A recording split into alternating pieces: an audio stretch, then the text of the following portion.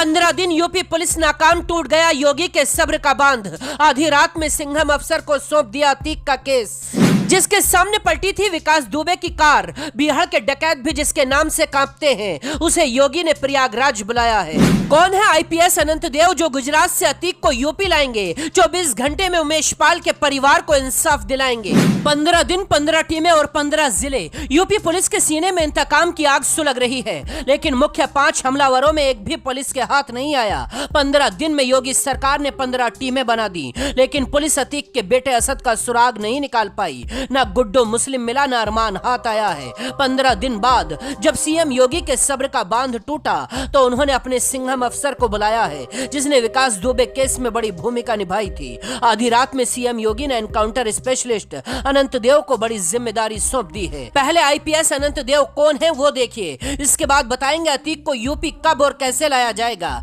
जिस खबर ने अतीक का परिवार तो छोड़िए, मायावती तक की नींद को उड़ा दिया है। अनंत देव जीआरपी में डीआईजी के पद पर तैनात हैं। होली के एक दिन बाद योगी सरकार ने उन्हें एसटीएफ का अतिरिक्त प्रभार भी सौंप दिया है।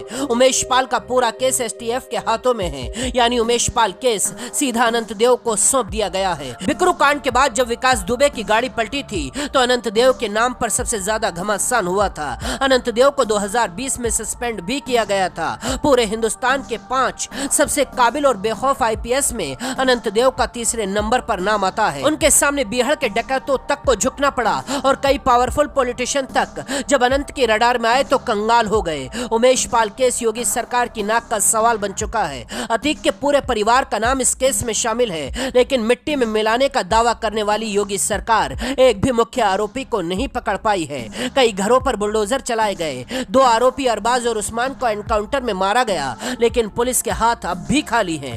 अब अनंत देव को एसटीएफ में जिम्मेदारी मिलने के बाद अतीक को गुजरात की साबरमती जेल से यूपी लाने की तैयारी शुरू हो चुकी है। यूपी और गुजरात दोनों ही राज्यों में बीजेपी की सरकार है। अतीक को यूपी लाया जाएगा। इसके बाद उमेश पाल केस को कैसे अंजाम दिया गया और हमलावर कौन से बिल में छिपकर बैठे हैं, इन सवालों का जवाब अतीक से ही मिल सकता है, क्योंकि पुलिस का दावा है अतीक के इशारे पर ही इस पूरे केस को अंजाम दिया गया था। आईपीएस अनंत देव इसका काला चिट्ठा अतीक की जुबानी खुलवाने की तैयारी में है, ताकि अतीक का बेटा असद नेपाल में छिपा हो या सऊदी अरब में, पिता की एक पुकार पर पुलिस के सामने आ जाए। उधर मायावती ने कहा है यूपी पुलिस विकास दुबे कांड को दोहराने की तैयारी शुरू कर चुकी है, ताकि अपनी नाकामियों पर पर्दा डाल सके। अतीक की बहन और भाभी को भी अनहोनी का खतरा सता रहा है।